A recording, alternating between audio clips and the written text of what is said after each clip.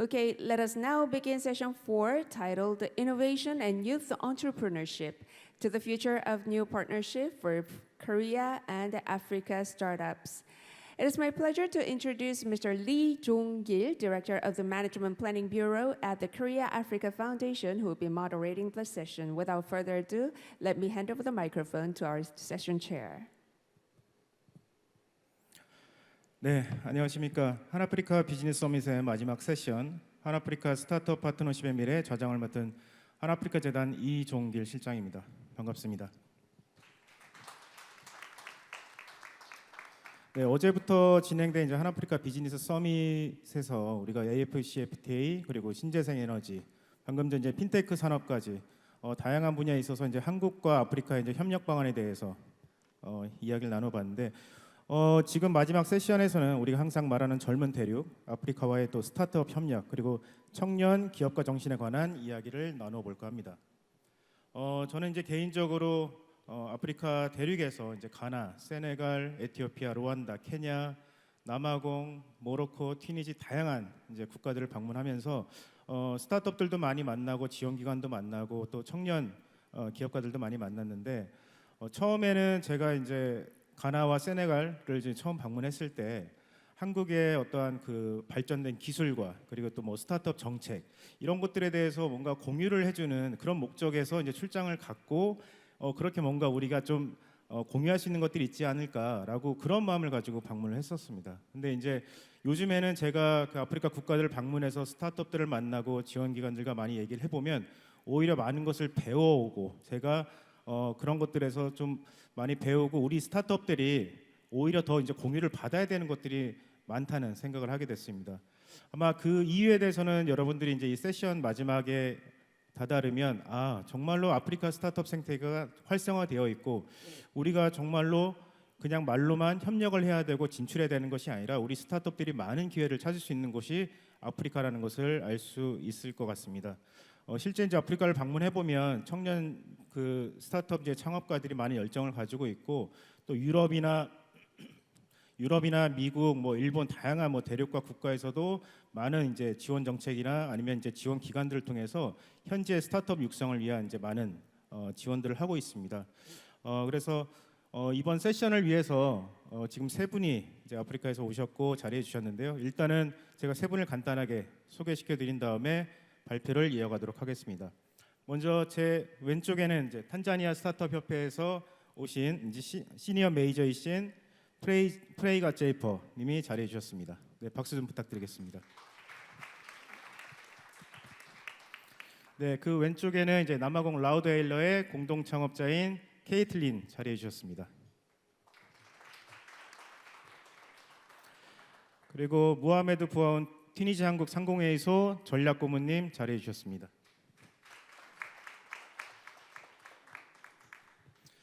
네, 이제 세션을 본격적으로 시작하도록 하겠습니다. 먼저 제가 이제 발표를 드리려고 하는데 저는 이제 한국과 아프리카가 그럼 어떻게 스타트업 분야에 있어서 이제 협력할 수 있을지에 대해서 간단하게 말씀을 드리고자 합니다. 저는 유니콘에 대한 이야기로 시작을 하려고 합니다. 유니콘은 이제 다들 아시다시피 10억 달러 이상의 가치를 지닌 비상장 기업을 말합니다. 그럼 과연 한국과 또 아프리카의 또 유니콘 현황은 어떤지 알아보도록 하겠습니다.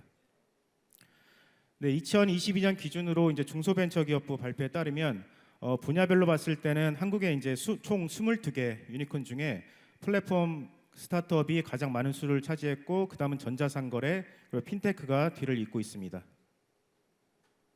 아프리카에서 보면 지금 총 7개의 유니콘 중에 6개가 핀테크 스타트업으로 핀테크가 강점을 보이고 있다는 걸 알 수 있습니다. 그리고 보시면은 안델라라고 이제 유니콘이 하나 있는데 안델라 같은 경우에는 이제 IT 교육과 그리고 이제 글로벌 기업에 취업할 수 있도록 지원하는 스타트업입니다. 제가 이렇게 그 유니콘에 대해서 보여드린 이유는 한국 같은 경우에는 이제 플랫폼 비즈니스, 플랫폼 스타트업 그리고 이제 전자상거래 이런 것들이 많이 강점을 지니고 있고 아프리카는 오히려 핀테크에서 많은 강점을 보이고 있습니다. 이런 차이가 오히려 새로운 또 협력의 기회를 마련할 수 있다고 봅니다. 예를 들어서 한국의 뭐 플랫폼 스타트업이나 아니면 이제 전자상거래 스타트업들이 가진 기술과 그리고 마케팅 전략 등을 통해서 아프리카와 협력이 가능할 것으로 보이고, 최근에는 또 한국도 금융권과 같이 협력해서 우리 핀테크 스타트업들의 이제 글로벌 진출과 또 글로벌 협력에 많은 지원을 하고 있기 때문에 아프리카를 어떤 제품 실증이라든지 테스트 베드로서 활용한다면 충분히 협력이 가능할 것으로 보입니다. 다음은 이제 아프리카 이제 스타트업 에코시스템에서 어떠한 그 잠재력에 대해서 제가 뭐 준비를 했는데, 제가 이 말씀을 또 드리면 여러분들이 이제 자리를 떠나실 것 같아가지고 이건 스킵하겠습니다. 제가 이제 준비한 내용은 이전에도 여러분들 많이 들으셨던 것처럼 이제 젊은 대륙이고, 또 아프리카가 AFCFTA 이행으로 인해서 어떤 디지털 무역이 증가하고 모바일 머니 마켓이 증가한다는 것들, 그리고 모바일 디지털 인프라스트럭처의 개선, 그런 것들이 아프리카가 이제 스타트업이 잘 육성될 수 있는 그런 환경이라는 것을 정리해봤는데, 이것은 스킵하도록 하겠습니다. 자, 그러면 과연 한국과 아프리카는 스타트업에 있어서 어떻게 협력을 해야 될지 말씀을 드리도록 하겠습니다. 먼저 이제 한국 정부와 그리고 지원 기관들의 이제 지원 사업에 대해서 정리해봤습니다. 먼저 코리아 아프리카 파운데이션 이제 재단이 하고 있는 사업에서는 두 가지의 스타트업 지원 사업이 있습니다. 먼저 첫 번째는 코리아 아프리카 스타트업 컨테스트, 그리고 두 번째는 유니콘 엑셀러레이션 프로그램입니다. 첫 번째 말씀드린 스타트업 컨테스트는 우리 초기 스타트업들을 저희가 선발해서 맞춤형 컨설팅을 제공하고, 그리고 아프리카 현지에서 개최되는 스타트업 부스트업 캠프에 참여하는 기회를 제공합니다. 그리고 최종 심사를 통해서 창업 지원금을 저희가 수여를 하고 있습니다. 그래서 작년에도 저희가 이제 튀니지에 방문했었고, 금년도에도 9월에 우리 스타트업 15곳을 저희가 선발해서 튀니지에서 스타트업 부스트업 캠프를 개최할 예정이고, 그 기회로 저희는 이제 아프리카 스타트업과 그리고 이제 튀니지 스타트업과 또 교류할 수 있는 기회를 제공하고, 또 IR 피칭 기회를 또 제공하기도 합니다. 두 번째 유니콘 엑셀러레이션 프로그램은 또 중기 스타트업을 대상으로 저희가 지원 사업을 하고 있고, 유니콘 엑셀러레이션 프로그램 같은 경우에는 실제 현지화, 사업의 현지화를 할 수 있도록 저희가 지원을 하고 있습니다. 그래서 올해도 저희가 7개 중기 스타트업을 선발을 했고, 다음 주에 모로코 마라케시에서 개최되는 자이텍스 아프리카에 참가해서 또 제품과 또 서비스를 홍보하고 비즈니스 매칭을 지원할 예정에 있습니다. 밑에 보시는 이제 중소벤처기업부 산하 기관들이 진행하고 있는 K 스타트업 그랜드 챌린지, 그리고 또 유스 스타트업 아카데미 또 사업이 있는데, 청년 창업사관학교 유스 스타트업 아카데미 같은 경우에는 중소벤처진흥공단이 작년에 우간다의 청년 창업사관학교를 개설을 했습니다. 그래서 우간다의 스타트업들을 또 육성하고 또 창업 생태계 구축을 지원하기 위해서 다양한 사업을 하고 있습니다. 그리고 끝에 보시는 코이카 같은 경우는 CTS 사업이라고 해서 어떤 그 스타트업들이 가진 혁신 기술을 바탕으로 어떤 개발도상국의 사회 문제를 해결하는 그런 스타트업들을 지원하는 사업을 하고 있습니다. 제가 말씀드린 사업 이외에도 이제 여러 개의 이제 스타트업의 이제 글로벌 진출을 위한 사업들이 있는데, 실제 이제 아프리카 대륙과의 협력 또는 진출, 이것들을 이제 중점적으로 또 지원하는 기관이나 그런 정책들은 아직은 부족한 상황입니다. 그래서 앞으로도 한국 정부라든지 또 유관기관들의 이제 많은 관심이 필요한 상황입니다. 우리가 이제 스타트업 협력에 대해서 얘기를 할 때 그냥 협력하면 되겠다라고 생각을 좀 많이들 하시는데, 스타트업에 있어서 이해관계자들이 상당히 많습니다. 크게 나눠도 정부라든지 아니면 지원기관, 그리고 투자자, 그리고 스타트업 이렇게 나눌 수가 있는데, 우리가 이렇게 다양한 이해관계자들을 좀 구분해서 협력 방안을 또 구축할 필요가 있다는 말씀을 드리고 싶습니다. 정부 같은 경우에는 실제 스타트업 육성 정책에 대한 공유가 가능할 것 같고, 또 스타트업 지원기관에서는 프로그램에 대해서 조인트 프로그램을 공유한다든지 아니면 또 협력 프로그램을 또 새롭게 구축할 수 있습니다. 그리고 투자자 같은 경우에는 한국과 또 아프리카 공동 펀드라든지 아니면 공동 IR 개최 등을 통해서 협력 체계를 구축할 수 있습니다. 네, 끝으로 말씀드리고 싶은 이제 코리아 아프리카 스타트업 포럼은 이 포럼은 지금 이제 이 자리에 있는 이제 케이틀린과 또 한양대 유럽 아프리카 연구소에서 이제 같이 지금 추진하는 걸로 제가 알고 있는데, 한번 소개시켜 드리고 싶어서 적어봤습니다. 코리아 아프리카 스타트업 포럼은 제가 앞에 말씀드린 그런 협력 모델을 실제 진행하기 위해서 어떤 설립하기 위한 이제 포럼으로 이제 계획을 하고 있고 아직 계획 단계이긴 합니다. 그래서 만약에 이렇게 포럼이 생기게 된다면 역할은 이제 한국과 아프리카 스타트업 생태계에 대한 이제 정보 제공이라든지 아니면 정기적인 포럼 개최 그리고 어떠한 정책 연구 또한 이제 스타트업들의 역량 강화를 위한 이제 다양한 활동들을 추진을 계획을 하고 있습니다. 그래서 아직은 계획 단계이긴 하지만 실제 이게 이행이 될 경우에 많은 또 관심과 협조를 부탁드리겠습니다. 네, 제 발표는 이것으로 마치고 이제 실제 아프리카에서 오신 또 우리 스타트업 전문가분들의 말씀을 들어보도록 하겠습니다. 네, 감사합니다. 네, 첫 번째 발표는 아프리카 스타트업 인바이러먼트 트렌드와 또 프로스펙트에 대해서 또 발표해 주실 탄자니아 스타트업 협회의 또 시니어 매니저 또 프레이가 제이폿의 발표가 있겠습니다. 큰 박수 부탁드리겠습니다. Good afternoon, ladies and gentlemen. Thank you, Mr. Lee, for the introduction.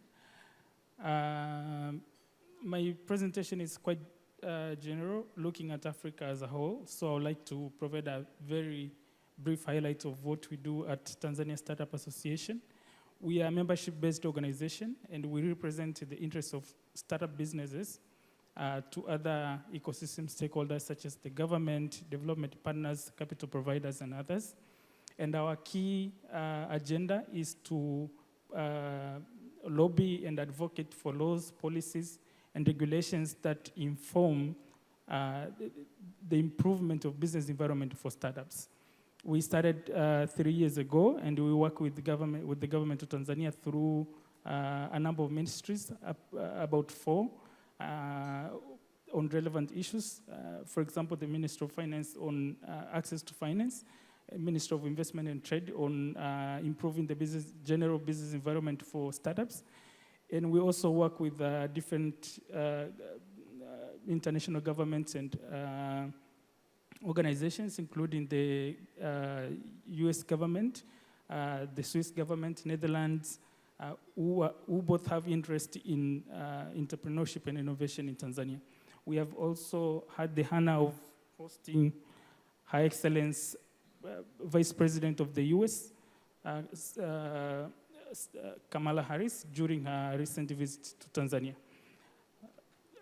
So after that, I think I will just start with my presentation.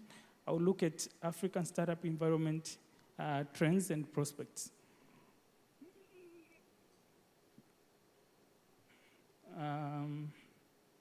So much has been said about Africa and why Africa.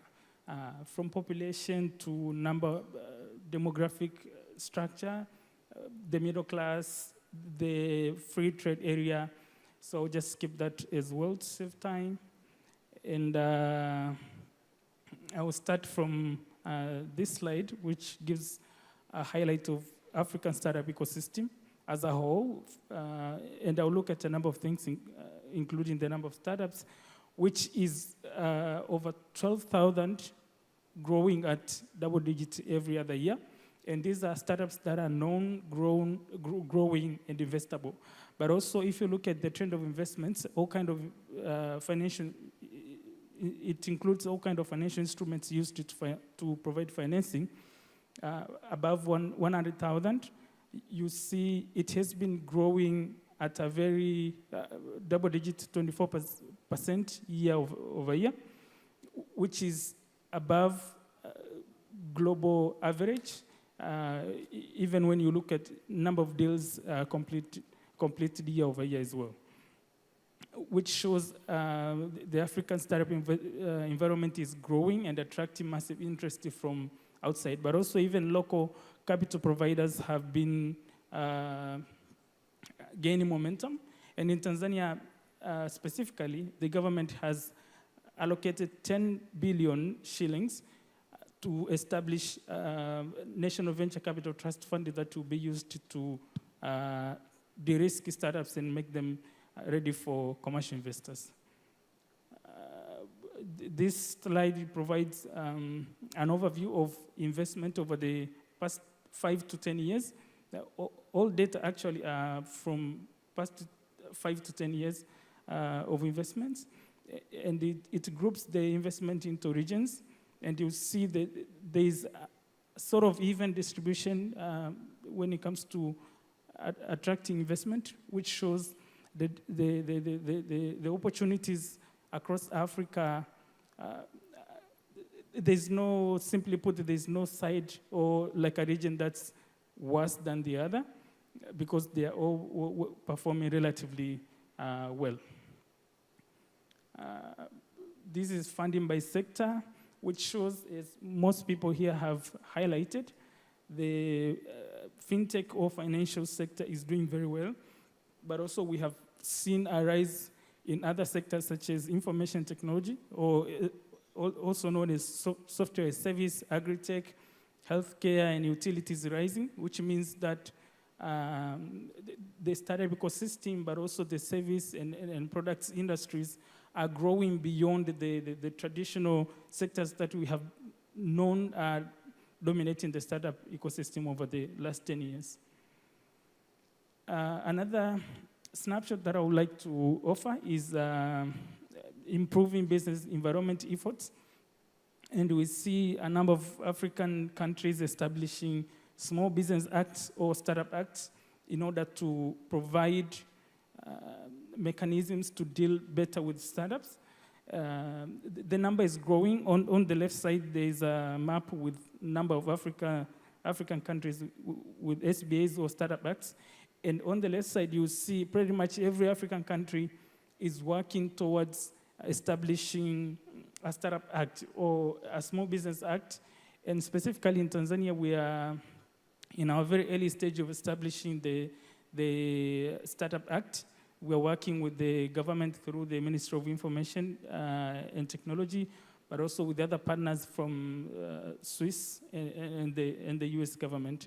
And we do welcome partners from Korea with experience and other resources as well. And another snapshot that can tell the state of African startup ecosystem is the tech talent. Generally, there are over 12 million graduates from different levels of education in Africa. And among them, almost 1 million are focused on technology. So you see, it's a good number, growing at 15% year over year, but also there are so many other partners working to improve the situation. In Tanzania, the government has allocated funding to establish a digital, a university that will focus on digital technologies. Another snapshot is access of internet, which has been broadly discussed here. It's growing as well, double digits everywhere, so just maybe skip this because of my time. And now I'll focus on the potential, which has also been discussed. Over 70% of people under 35 years. This means a huge market, but for the products that are developed by the startups, but also a huge talent pool because these people have also gone to school. 70% of people in Africa is 1.18 billion. And access to internet has been well discussed. And the middle class as well, it has been well discussed. It means people have options to spend their money, but also it means new markets for startups, and we know very well that startups are well competent in capitalizing on new markets. But also on the same, in Tanzania, the government is implementing Digital Tanzania project, which is wholly focused on improving soft and hard infrastructures to make Tanzania a digital country within the government, but also for the private sector. So we see also a lot of other governments implementing the same. Another issue that is telling the prospects of the startup ecosystem is the efforts which we have seen before, efforts of governments to better the environment for startups, but also investments into digital infrastructures, both soft and hard infrastructures. But also we are seeing the growth in number of startups, which is at 25% year over year. And now maybe the opportunities for partnerships are mostly viable, seen around all sectors, but fintech, agri-tech, health tech, and e-commerce are most well-performing in Africa.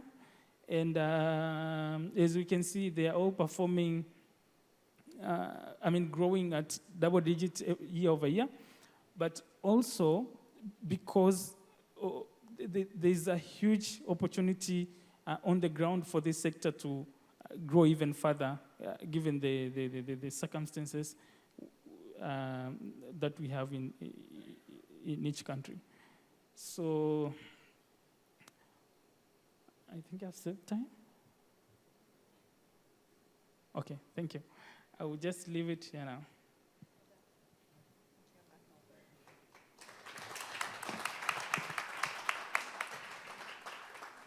네, 프레이가 제이퍼스의 발표 감사드립니다.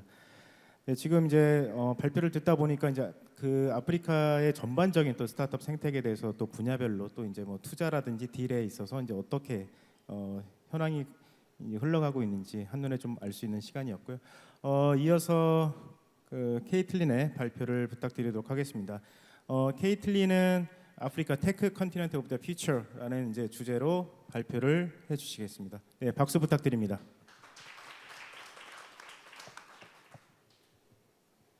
Thank you very much, Mr. Lee. Hello, everyone. I know we have the afternoon shift, so I'm grateful and appreciative of your time. My name is Caitlin Nash. I am born and reside predominantly in South Africa, but I have the privilege of working all across Africa with many global partners and many Pan-African partners. I have had a previous life in government in South Africa and on some key projects across the continent. And 10 years ago, I transitioned into the world of innovation. And it has been 10 years of loud hailing the African innovation story. It has been 10 years of elevating our narrative of why African innovators are unique and critical to the world. I would like to applaud the Korean government and all the African leaders in this room for what you have achieved in this moment here today. You have made sure we have been heard. And I thank you for that, for the whole of Africa and all its youth. Right, today I'm going to talk to you not about what's happening now. My colleague here on the right from Tanzania has given you a good idea of where we are from a status quo point of view. I'm going to talk about over-the-horizon thinking. Africa. Why is Africa going to be the tech continent of the future? I'm sure many of you know.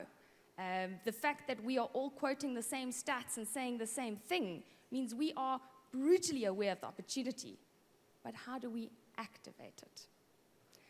I spend a lot of time working with governments and with big corporations and aid programs to think about how we approach innovation. The world is coming to Africa. Every day, the world is arriving on our doorstep. The question is, what are we as Africans doing to prepare ourselves and to receive it in a structured way that empowers our population? Right, I won't go over the stats, but one very interesting thought. You don't need to quote these stats. You don't need to walk around with a booklet to persuade everyone with numbers why Africa's a good investment. The reality is the population is exponentially growing. So what does that mean from an innovation point of view?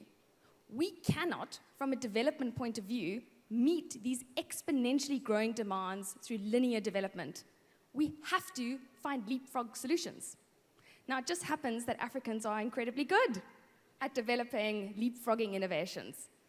So this is why there is a lot of attention on the African continent. We need our innovators to be empowered, and we need the whole world's innovators to come and help us find leapfrog solutions to our pressing development needs. The other interesting stat that you need to think about for your children, for your youth, for your population, is in the very near future, 1 out of every 4 young people will be African. 1 out of every 4 young people you engage with or your children work with will be African. So this brings us to a very well-known fact that the world is increasingly relying on our resources and our innovation. And as we've discussed over the last 2 days, Africa is becoming the go-to market for global innovators to launch and expand their solutions. One of the organizations that I co-founded was the Global Innovation Initiative Group. We sought to tackle the problem of how do we grow Africa's future markets across the continent, but also in structured ways with countries around the world. We are seeking to do a number of things, and it's taken us 3 years, and I'm going to spend some time talking you through the success of one of our programs. But we are focused on the coalface of innovation delivery. We talk about digital inclusiveness. We talk about innovation. Who are the people, the actual human beings that are doing this? We talk about unleashing Africa's youth and talent potential. I'd like to spend some time making it a little bit more real. What we are looking at is we're seeking to elevate one of our success programs and focusing on building an African innovation culture that is built by our population. We've had many, many American, Swiss, French programs come onto our continent, and we're seeking to find a structured way in which Africa can respond with its own innovation culture, as opposed to merely duplicating Silicon Valley's venture capital culture. It's incredibly important that we support our talent going on this journey. Our most talented youth on the continent are stuck between a rock and a hard place. They are having to choose either a global future growing other countries, or they are having to choose to stay in Africa and build it and become the future leaders. The opportunity we have is not to look at it as supporting innovators or startups, but to look at it as retaining Africa's top talent and building the future leaders of Africa, who no doubt will be our tech leaders. Right, so we have developed a program that seeks to explore how we connect the value chain of the journey an innovator has to go on. There are many extraordinary support programs on the continent, and many of the countries in this room have done incredible work. We have done research into what will it take to accelerate this, and how do we create a value chain that results in consistent success for Africa. And then how do we use this value chain to bring in global partners to co-create these future markets and these new industries? We want to make sure that innovation does not result in 5 new apps for Africa, but innovation is a hard strategic skill that results in factories, manufacturing, and strong trade relations. Africans are well known for producing frugal innovation. We innovate with less, and we innovate about critical issues. We are incredibly proud of our African innovators, and what is essential is that the rest of the world start to have visibility of the talent on our continent. We truly believe that it's our African innovators that are going to help solve the world's most pressing challenges. Our innovators spend their time solving energy problems, water problems, education problems. We are inspired by our global counterparts, but not that much interested in creating a better shopping app. The model we have built is a model that very simply, via a collection of organizations, helps us to find innovators in all 54 countries in Africa. We are the only Pan-African innovation program that is totally focused on achieving the Sustainable Development Goals, and that takes a development approach to innovation. We are not driven by a venture capital model, and there is a big difference around that. We seek to provide market access and partnership. We fund the top 1% of the innovators we find through our competition mechanism, and we work through our foundation to grow them with research, skills, and technical support. We always say there's a lot of talent in Africa. Let me show you a few numbers. Right, so how are we doing this? About 3.5 years ago, after spending much time traveling the world and dealing with all types of innovation cultures, we realized we required a very simple mechanism to unite our 54 countries in Africa. We chose the Global Startup Awards as a mechanism. Simple, easy to understand, and we brought it to Africa as the exclusive implementers. What this has done is the history of the Global Startup Awards were 2 tech founders, one from Budapest and one from Denmark. And they realized that their history of war and politics still meant that nobody was crossing borders to collaborate, not even on technology projects. And they decided to start a small little competition that would help technology communities in Europe get to know each other. It turned into a significant success and is a competition that is predominantly focused on emerging and developing markets. We have now implemented it in all 54 countries, and we concluded the first year, and we are currently in our second year of running the competition. I'd just like to play a short video.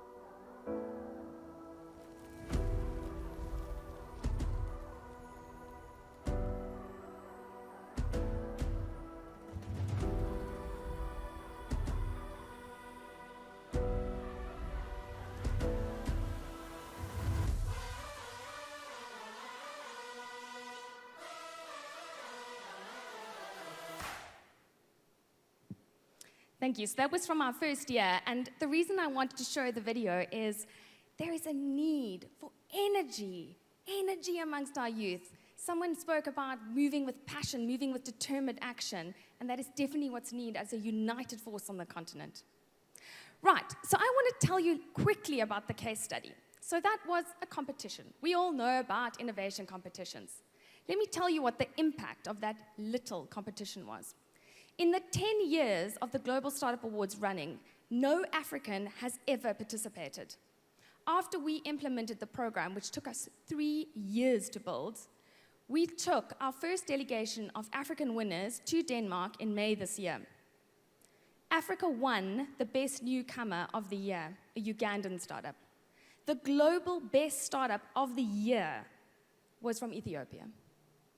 And this was our proven that Africa has talent that is globally competitive.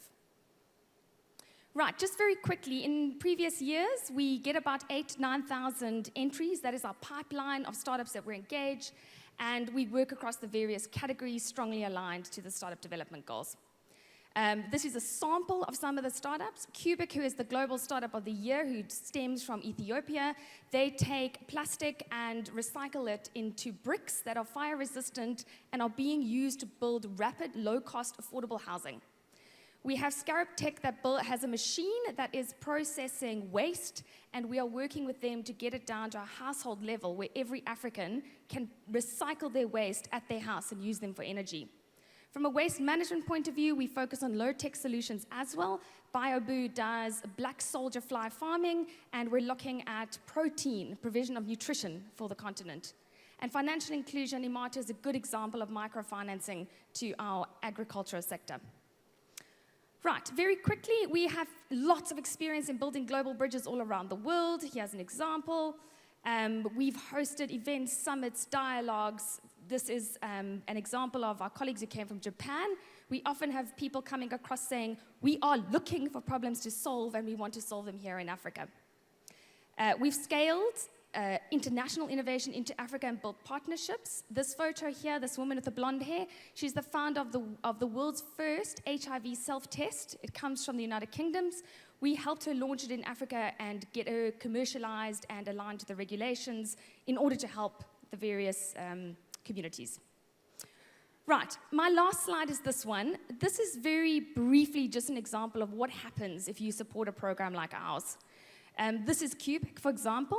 As you can see, we found him in April 2022. He was one of 7,500 talented individuals who applied from an organization point of view. At that stage, he had a proof of concept and was attempting to fundraise. He then became the African winner, which took place in June in Cape Town 2022. Since then, he was able to be funded by our Gig Africa Fund, which seeks only to provide catalytic capital and will exit as quickly as 3 years. The sole goal is to support them to get on their feet. Once we put our investment down, it increased investor confidence, and he went from having no fundraising to achieving his target of $5 million within a year. He then went to Denmark and became the Global Startup of the Year, and during that time was invited to various COP and World Economic Forum and United Nations events to present what he does. We are now connecting him across to multiple markets in the world, and his factory in Ethiopia will be complete in the next few months. And given this, the Ethiopian government is currently engaging with us to host our African finale in their continent in September, October, and to look at how we can scale this out to countries around Africa to support them predominantly, to inspire their youth, to build digital programs, and to create African solution exchange opportunities. Thank you very much. We're happy to engage on any and all items, and we really must applaud Korea and the work that the Korean African Foundation is doing to build ties specifically for the African innovation community. Thank you.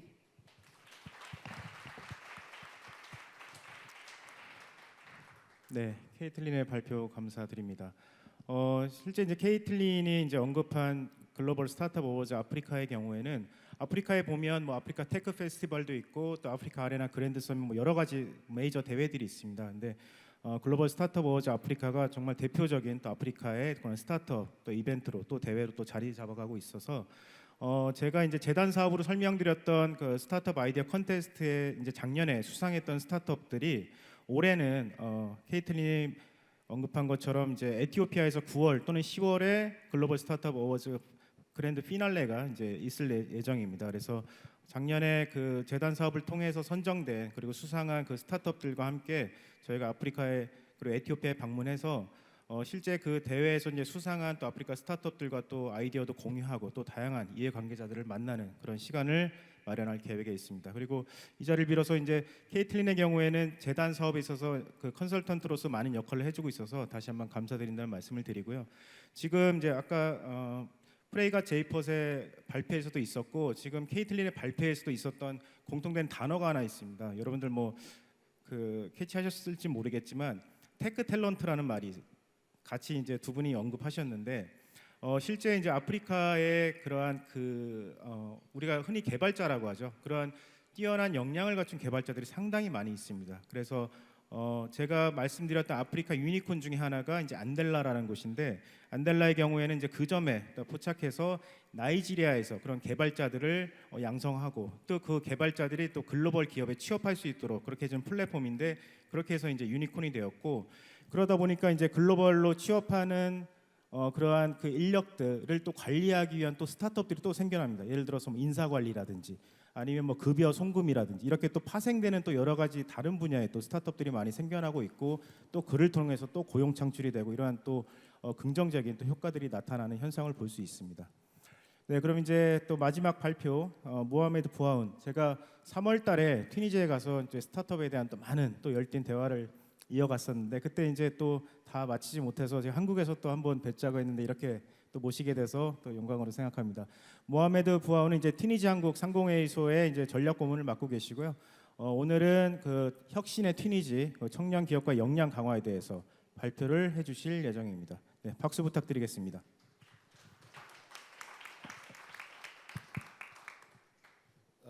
First of all, I'd like to thank the Korea Africa Foundations and all the team around this major event for inviting me to this excellent opportunity, which I understood even better last night when I realized that this is a pre-launch for the next year's Korea Africa Summit. My presentation will be as quickly as possible, but conveying few messages out of my modest own experience, whereby I can affirm that African countries, when it comes to potential, have nothing to envy to the Silicon Valley or to whichever country that has been very successful. What is at issue is rather the ecosystem and the working, effective and efficient relationship between the stakeholders. So the potential is huge and the numbers speak for themselves. Next observation I'd like to make to our friends from South Korea is that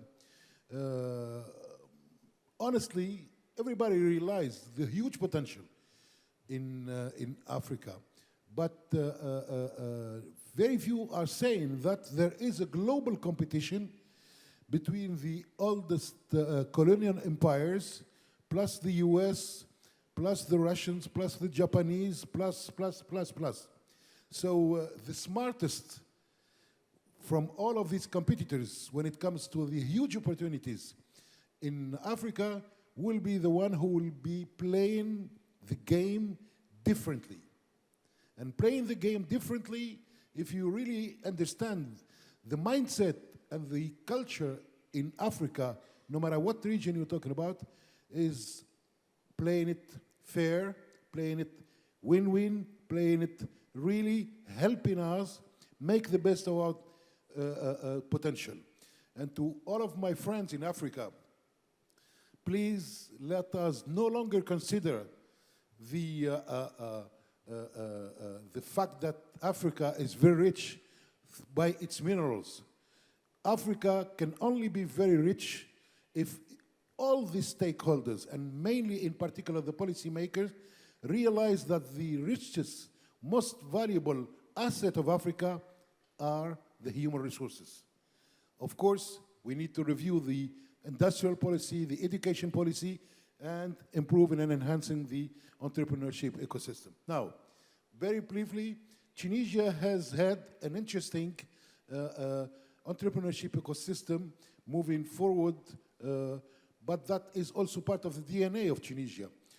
Second, Tunisia has been speaking or brainstorming about the idea of setting up a Startup Act, which we ended up by putting in place a few years ago, and it's moving forward and bringing a lot of interesting results. Add to that, there is a new version of the Startup Act of Tunisia in the pipe that is going to be coming out soon to further improve the potential and drive and accelerate, hopefully, Tunisia's and our relationship in Africa.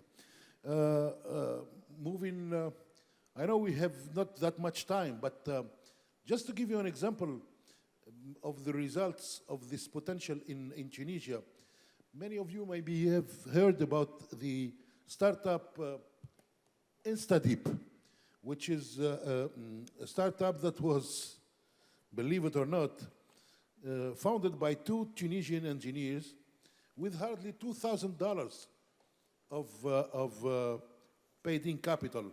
But it was betting on artificial intelligence, and hardly 6-7 years down the road, it could level up about $100 million in seed money. And next to that, a few months ago, it was bought out for about $680 $86 million. So, to make it simple, $2,000 out of an African startup with two smart engineers who could develop their idea step by step, and also at a certain point of time move out to address some of the deficit of conditions and moved out somewhere else, and they have been able to achieve a very interesting trajectory. This brings me to the other aspect we do not speak about frequently when it comes to startups and entrepreneurship. Africans have had, over the last 50 years, hundreds of thousands of millions of youth that went out to Europe, to North America, to Asia for studying. Many of them, millions, are now part of this African diaspora, which can be a huge leverage to the near future of Africa's development. Now, what are the opportunities and threats for South Korea and Africa partnership?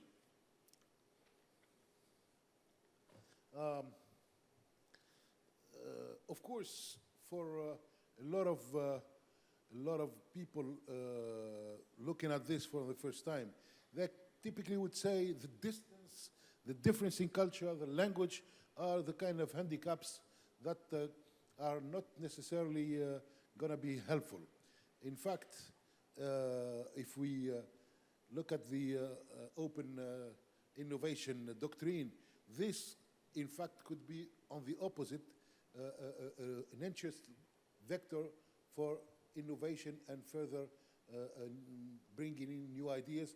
And here again, I would like to thank our colleague with respect to the startup Bootstrap Camp, which is bringing Tunisian, African, and Korean startup to, discuss and brainstorm and maybe come up with new ideas and new business models.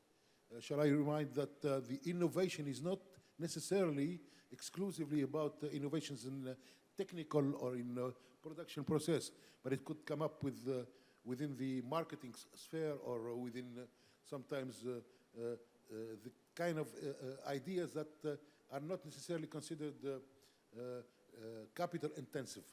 And Africans in general are smart enough to really understand their problems and then tailor-made this solution to their own needs.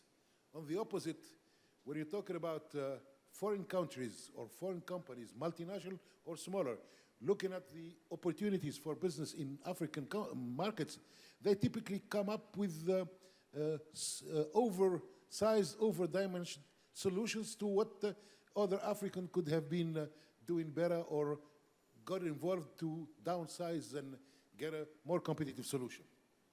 So, in terms of other challenges, well, let me go to one of the important stakeholders in Tunisia's ecosystem, what we call the Startup Support Organization.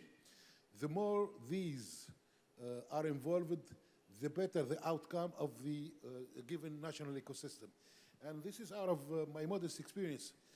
I have always thought for the last 30 years I've been working in Tunisia and frequently traveling abroad. After 11 years I spent in 3 universities in France, the UK, and the States. We have nothing to envy what is being outstandingly achieved elsewhere, no matter which country you think of.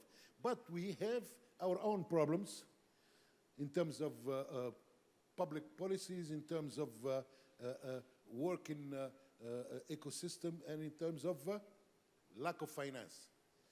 But my conclusion will address this issue of deficit of finance.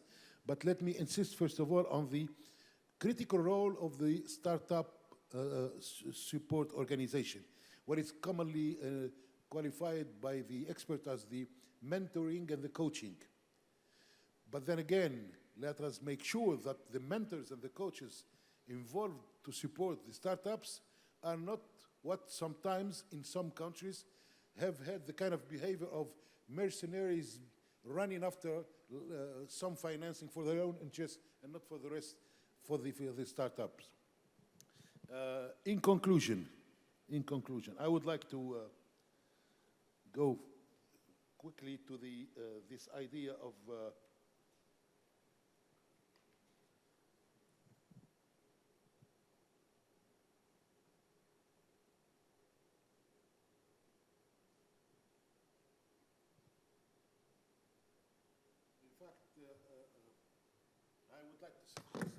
I would like to suggest that all of us, those present, those who left, continue working on this agenda for the days and weeks and months to come, so that we really elevate to the highest possible level the startup and entrepreneurship for next year's presidential summit. I think the youth and the entrepreneurs could be the most effective agent of change. And if we really can get an effective support, it would be at least looking at the number one priority issue, which is the lack of finance. And I dare suggest that altogether we promote the idea of a specific $5 billion for the next few years, special fund dedicated to startup and entrepreneurship, so that we can get more startups from Korea and Africa together, working on so many different ideas, so many different programs that could speed up the strategic objectives of all the parties involved. Thank you.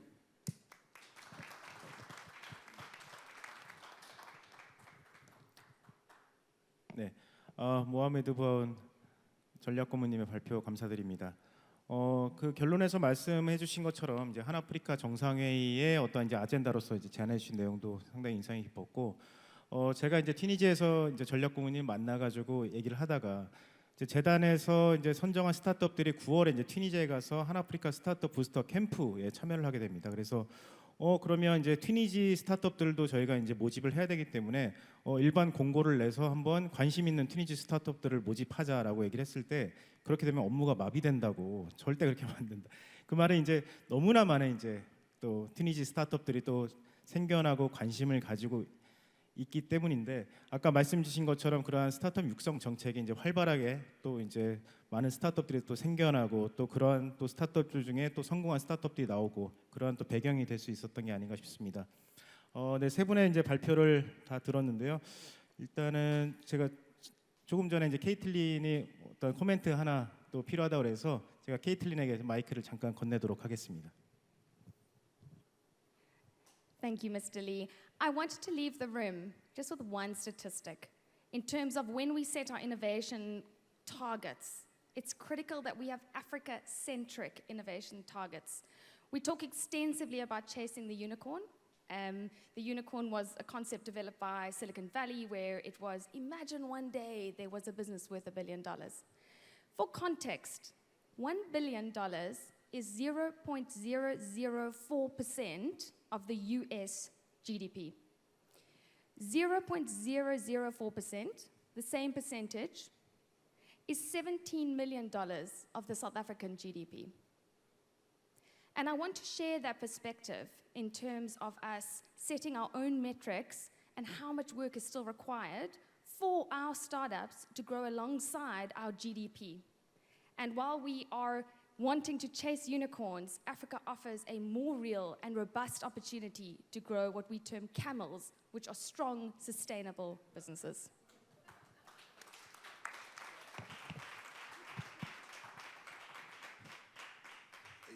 As a climate leader trained by the ex-Vice President Al Gore, and as an expert on renewable energy efficiency, I forgot to mention that African startup should focus on the new doctrine, not the bottom line kind of doctrine and all these financial ratios considerations.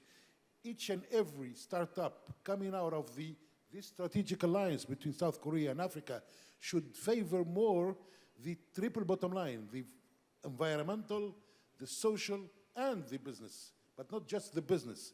And this is also, out of my modest experience, a kind of suggestion or advice to our South Korean vis-a-vis partners. Do not follow up or decide or determine to finance an idea just for the sake of whether or not the risk and the return on investment is worth it. No, no, no, no. Please consider what are the other two dimensions, the social and the environmental. These are the future considerations. And on the same philosophy, when we're going to be getting closer to 2024, 25, 26, and getting the higher pressure on the united international global community not achieving the Sustainable Development Goals and the Agenda 2030, then we, all of us, no matter which country or which continent, going to have to speed up. And as a matter of fact, the previous targets of the United Nations millennial goals were not achieved, and the overall evaluation revealed that because there was mostly dealing between the United Nations and nation states. Now they think that the best way to have a better performance when it gets closer to 2030 is that the private sector and the civil society organization get involved. And with that, if we can issue or organize a program dedicated to promoting to the entire African entrepreneurship and the Koreans, what do the 17 Sustainable Development Goals and the 167 targets really mean in terms of business opportunities, in terms of re-engineering the strategy. And out of that, hundreds of problems could be identified that could be solved through a boot camp and bring up probably excellent startups that could reveal $1 billion worth later. Thank you. 네, 감사합니다. 말씀 주신 사항은 재단 사업을 운영함에 있어서도 많은 이제 저희가 도움이 될 것 같고요. 꼭 이제 저희가 다음 사업 기획할 때는 꼭 참고하도록 하겠습니다. 네, 시간 관계상 저희 플로어로 이제 질문하실 분들은 손을 들어주시면 저희가 마이크 전달드리겠습니다. 네, 마이크 전달 좀 부탁드리겠습니다.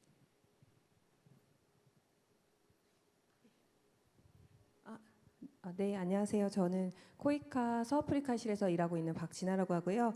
저희 코이카에서도 많은 이런 스타트업 지원 사업들을 좀 하고 있어서 궁금한 게 생겨서 이 자리에 왔습니다. 발표 너무 감사하고 굉장히 유익했고요.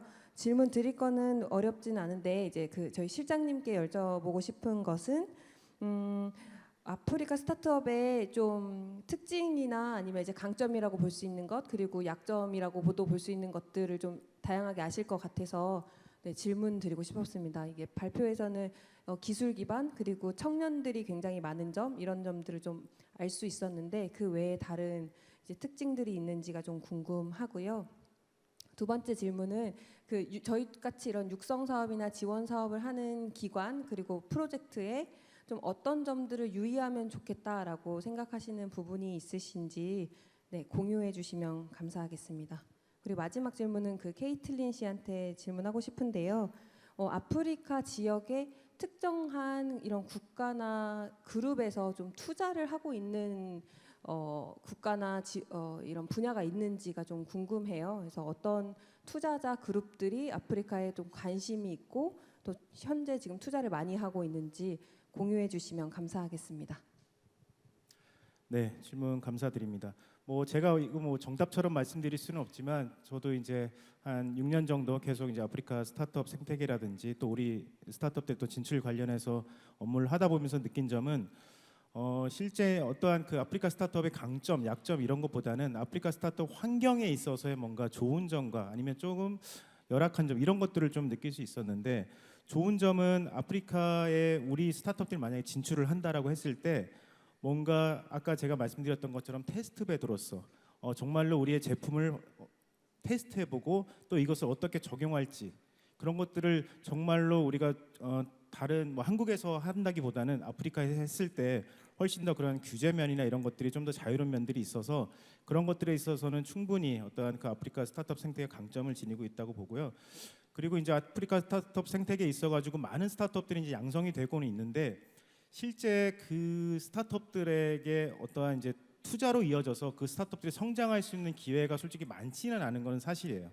실제 54개국에 그 많은 스타트업들이 있는데 실제 어떠한 대회를 통해서 투자를 유치하고 성공하는 스타트업의 수를 보면 지극히 적은 게 사실이거든요. 그래서 그런 투자를 좀 더 유치할 수 있는 그런 투자 유치가 활성화가 되는 것이 어떠한 그런 약점을 보완하는 길이 될 것 같고 우리나라도 그렇고 많은 기관들이 그리고 많은 대륙 많은 국가들이 아프리카 스타트업을 육성하기 위해서 또 이제 어떠한 뭐 정책적인 면에서나 뭐 지원을 많이 하고 있는데 실제 그 지원이 어떠한 1년, 2년 이렇게 지원이 돼서는 절대 그 스타트업들이 어떠한 성공을 이루거나 어떠한 결실을 맺기에는 한계가 있는 것이 분명합니다. 그래서 실제 그러한 지원 정책이나 여러 가지 프로그램들이 좀 더 지속 가능하게 그게 롱텀으로 3년, 5년 정도 계속 지속 가능하게 단계별로 지원을 할 수 있으면 좋겠다는 생각이 듭니다. 그래서 오늘도 이런 얘기를 듣다 보면 아프리카 가서 스타트업을 창업하면 금방 어떠한 성공을 이룰 수 있고 같은 거 하지만 정말 말씀드리고 싶은 거는 정말 어렵습니다. 그래서 우리나라 스타트업들이 어떤 좋은 기술을 지니고 있다고 해도 분명히 현지에 맞게 적용할 수 있는 마케팅 전략이 필요하고요. 또는 어떠한 우수한 기술을 가지고 있다고 해도 현지에 적용할 수 있는 피벗 전략도 필요하고 정말로 그런 것들이 필요하기 때문에 우리가 계속 이 세션에서 얘기하고 있는 협력이 필요한 겁니다. 저는 이제 이것으로 말씀을 드리고 싶고 케이틀린에게 마이크를 넘기겠습니다.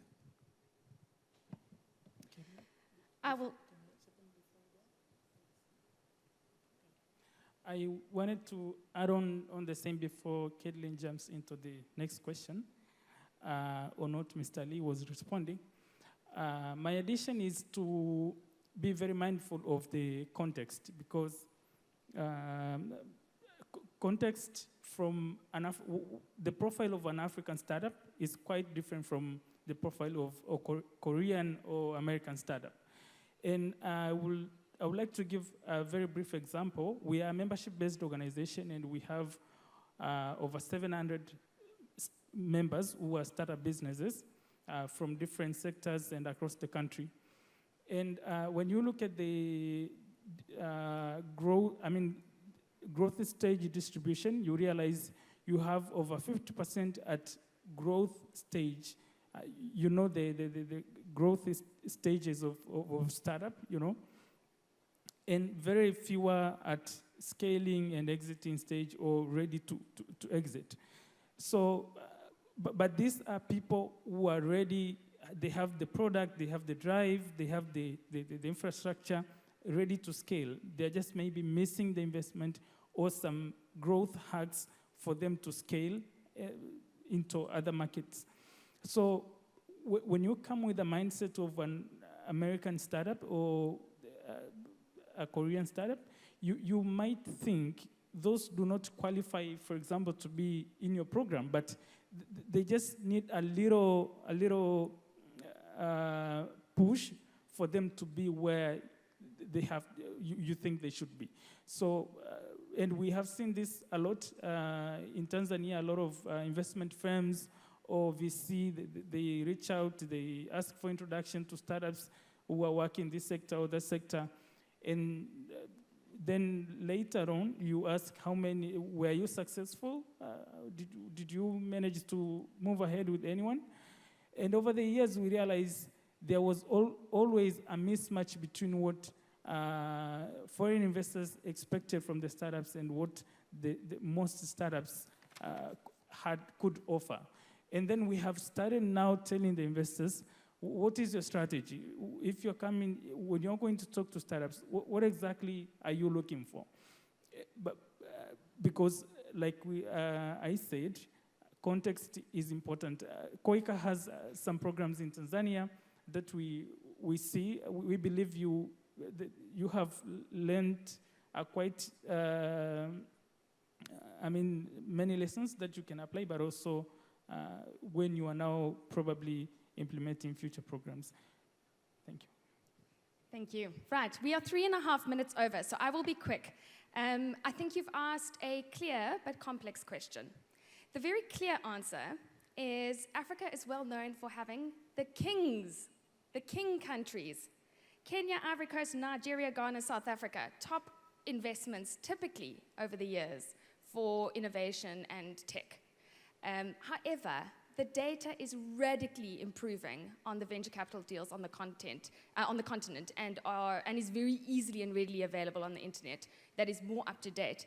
The King's narrative is radically changing because of strategic moves various governments are making in Africa. Rwanda becoming an incredibly strong player, Tunisia investing extensively in legislation changes, looking at other markets like Senegal as well, growing. So you would make a mistake if your approach was to go where everyone else was investing. And in fact, what we have done with our funding mechanism is create a more democratic opportunity to invest across all the continents and all the countries. My closing thought will be, venture capital has declined across the globe, and Africa is the only continent in the world over the last 2 years where venture capital investment has grown. It's a very interesting market indicator. However, there is still a sense from big investors that the ticket size is too small in Africa. And what we are looking at is rather looking at how we de-risk our innovation investment through pools of investing in clusters of startups. So there are different ways, but I would say don't use we'll go where everyone else is going, because the opportunity is in the other markets. 네. Just a quick observation. Yeah? Yes. 2 weeks ago, I met your colleague from the Koika office in Tunis. And I want to say, it's part of my presentation. What you should know is that your counterparts from Germany, from the US, the GIZ, USAID, the JICA, and so on and so forth, the AFD of France, are doing so many different programs and so many different initiatives for many, many years in Africa. Meaning there is a potential, and I strongly recommend that Koika gets further involved in startups in support with maybe the leader insofar the Korea Foundations. One final observation. Contrary to the maybe general belief here, I would like to insist on the fact that very few countries in Africa and very few Africans part of that country have an in-depth knowledge of South Korea and the achievement of South Korea over the last 40, 50 years. And vice versa. Very few Koreans have an in-depth knowledge of specific African countries and the opportunities. So there is a huge deficit still in terms of information and communication to really realize how huge the unexploited potential is there. And I am personally very much convinced by this opportunity of matchmaking South Korea with African countries, because it is by far, probably the best by far country on earth that could be a benchmark in terms of lesson learned from where you were 40, 50 years ago and what you have been achieved in terms of socioeconomic the trajectory. Thank you. 네, 감사드립니다. 지금 이제 시간이 이제 오버돼서 여러분들 이제 그 궁금하신 사항들은 이 발표, 이 세션 마치고 나서도 또 오늘 연사분들께 또 개인적으로 또 궁금한 것들을 이제 여쭤보시면 될 것 같고요. 제가 시작하면서 이제 유니콘에 대한 이야기를 하면서 이제 발표를 시작했는데, 저희가 이제 다른 포럼이나 또 서밋을 할 때는 정말 한국과 또 아프리카 간의 또 조인트 프로그램을 통해서 뭔가 탄생한 유니콘에 대해서 소개하는 그런 자리가 있을 수 있도록 재단도 한국과 또 아프리카의 스타트업 협력 강화를 위해서 또 열심히 노력하겠다는 말씀을 드리면서 이번 세션을 마치도록 하겠습니다. 긴 시간 경청해 주셔서 감사드리고, 오늘 또 발표를 위해서 또 찾아주신 프레가 제이퍼, 또 케이틀린, 모하메드 부하운 연사분께도 다시 한번 감사의 말씀을 드립니다. 감사합니다. Thank you very much for your effort and contribution to this session, our moderator and the speakers. You may now regain your seat. Thank you so much. Yes, and that brings us to almost a close of 2023 Korea Africa Business Summit, but I cannot wrap up the summit like this without asking for the concluding remarks of our President Ryo Eun-gi of the Korea Africa Foundation. So ladies and gentlemen, please welcome President Ryo to the stage for the concluding remarks. Hi, good evening. Now it's time to close our whole session. And I really appreciate all the participants and speakers and presenters and panelists who have prepared very well. And we enjoyed last 2 days with the very rich informations and knowledges. And this kind of a session will be continued. And I think this is not the end. This will be a new start for the next year's Korea-Africa Summit. And we will have a much better and richer business summit next year. So thank you very much for your all the attendance and the participation. Particularly, I really send my heartfelt gratitude to His Excellency from the John Dramani Mahama, the former president of Ghana. He kept his attendance in whole sessions from yesterday until this moment. I really thank you very much. So see you next year again. Thank you very much. Thank you. Thank you very much, President Yeo, for the remarks. As said earlier by our president, I also hope that the constructive and also insightful discussions initiated during the summit will bear fruitful outcomes by the time of next year's 2024 Korea-Africa Summit, so that we can celebrate all together many outcomes. So we'll wish you a safe trip back, and it has been a pleasure for me to serve as a moderator for the 2 days. Thank you very much.